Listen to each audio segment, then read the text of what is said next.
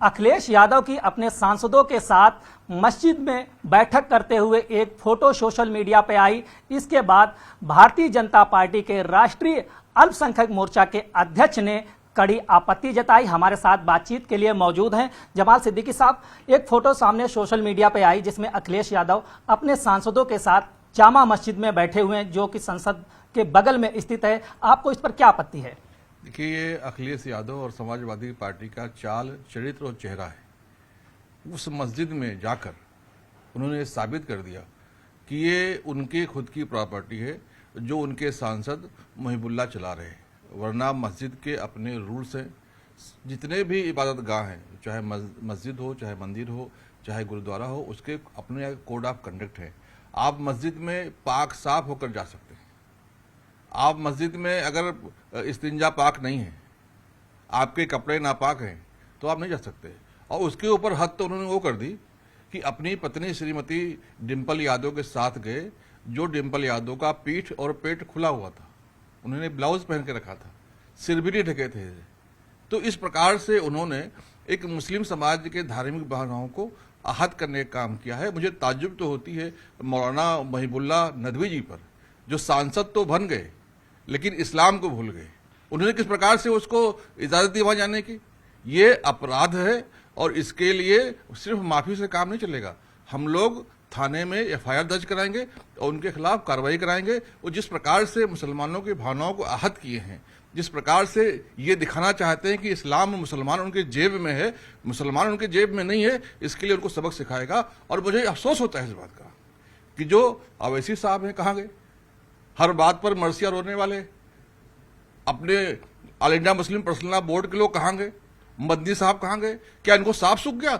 अगर ये सही घटना है, अगर ये लोग इसको सही बताते हैं, तो भारतीय जनता पार्टी अल्पसंख्यक मोर्चा ने भी ऐलान किया है कि हम जुमे के दिन वहां बैठक करेंगे और बैठक की शुरुआत राष्ट्रगीत वंदे मातरम से होगी और बैठक का समापन राष्ट्रगान से होगा, जनगण से होगा। और फिर देखते हैं क्या करते हैं। लेकिन मस्जिद में तो कोई भी जा सकता, किसी भी धर्म के लोग जा सकते हैं, तो इसमें आपत्ति क्यों हो रही है आपको? मस्जिद में आप जा सकते हैं, जैसा कि मैंने कहा, हर इबादत का एक अपना कोड ऑफ कंडक्ट है। वहां महिलाएं जाती हैं, लेकिन महिलाओं का सेक्शन ऊपर है, वो नीचे नहीं जा सकती। और मस्जिद में जाकर आप इबादत की बात कर सकते हैं। ये मस्जिद अल्लाह का घर है, मुहिबुल्लाह का नहीं। वहां पर जाकर पार्टी की बात करेंगे, वहां पर जाकर राजनीति की बात करेंगे, वहां पर जाकर लोगों को मूर्ख बनाने की बात करेंगे, ये मुसलमान हरगिज बर्दाश्त नहीं करेगा। लेकिन उनकी पार्टी के सांसद हैं मुहिबुल्लाह साहब, जो उसके इमाम हैं, अगर उन्होंने उनको आमंत्रित किया है तो जाने में हर्ज है? इस्लाम के खिलाफ है? आप आमंत्रित अपने घर में करें। मस्जिद कमेटी के लोगों ने आपको घर भी देकर रखा है। वो मस्जिद की जगह है, वहां से मेंबर है, वहां पवित्र जगह है, पाक जगह है। वहां जाकर आप हंसी मजाक करते हैं, ठाका लगाते हैं। आपकी धर्मपत्नी अखिलेश जी वहां ब्लाउज में जाकर अदरक अवस्था में बैठती है। ये क्या है? आप उसको अपना दीवान खाना समझ रखे? वो बहुत पवित्र जगह है मुसलमानों के लिए। और जिस प्रकार उन्होंने मुसलमानों के भावनाओं को आहत करने का काम किया है, ये दर्शाता है कि मुसलमानों को, इस्लाम को और बाकी उनके जो इबादत गाह है उनको अपने जेब में रखते हैं। तो ये होने वाला नहीं है। लेकिन इमाम साहब हैं जो पार्टी के उनके सांसद हैं, जिस तरीके से उस बैठक में बैठे हुए हैं, वो तो लगता है आचरण जो मस्जिद में जिस तरीके से बैठा जाता है उसी तरीके से बैठे हैं। नहीं, आप दूसरा फोटो देखिए, खड़े होकर ठाके लगा रहे। आप तीसरा फोटो देखिए, वहां गपशप मार रहे। आप बाकी फोटो देखिए, वहां महिलाएं बैठी हुई हैं। हमारी जो है श्रीमती डिंपल जी वहां पर अर्धनग्न अवस्था में बैठी हुई हैं। तो ये क्या है? ये दर्शाता है कि अखिलेश यादव की जो मानसिकता है, वो मुसलमानों को जूते की नोक पर रखते हैं, इस्लाम को जूते की नोक पर रखते हैं। ये हरगिज चलने वाला नहीं है। लेकिन अखिलेश यादव जी तो इस्लाम का हमेशा सम्मान करते हैं। जब भी कोई पर्व होता है मुस्लिमों का, वो उसमें शरीक होते हैं, टोपी भी लगाते हैं और जो इस्लाम के जो कायदे हैं, नियम है, उनका भी पालन करते हैं। यहाँ पे आपको लगता है कि उनसे भूल हुई है क्या? ये दिख रहा है, ये भूल नहीं, उनकी मानसिकता है।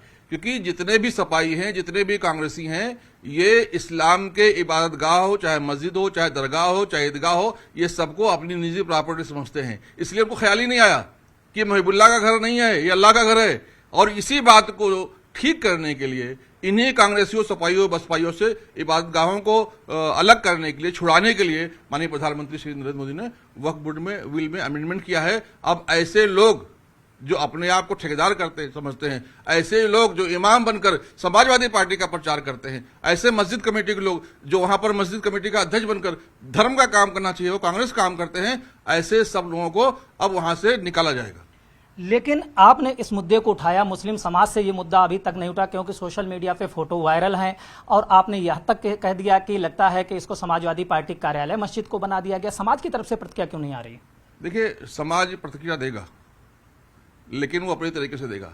लेकिन हम भी भारतीय जनता पार्टी में मुसलमानों के नुमाइंदे हैं, हम मुसलमानों की नुमाइंदगी करते हैं, वहाँ पर उनके हक के लिए लड़ते हैं। मुसलमानों के साथ ऐसा दुर्व्यवहार, मुसलमानों के इस्लाम के साथ, इबादत गाहों के साथ ऐसे भद्दे मजाक किए जाएंगे तो भारतीय जनता पार्टी और उसके कार्यकर्ता खामोश नहीं बैठेंगे। हम लोग इनको सबक सिखाने के लिए जरूर सड़क पर उतरेंगे। देखा जाता है कि जब भी कोई इस्लाम के खिलाफ मामला आता है, धर्मगुरु हैं, वो फतवा जारी करते हैं, लेकिन इस मामले पे पूरी तरीके से चुप्पी है। चोर चोर मौसेरे भाई, क्योंकि तेरे भी चुप मेरे भी चुप। जब दोनों साथ मिलकर लूट करते हैं तो एक दूसरे के खिलाफ कैसे बोलेंगे? मुझे ताज्जुब इस बात का, मुझे अवैसी साहब पे अफसोस आ रहा है।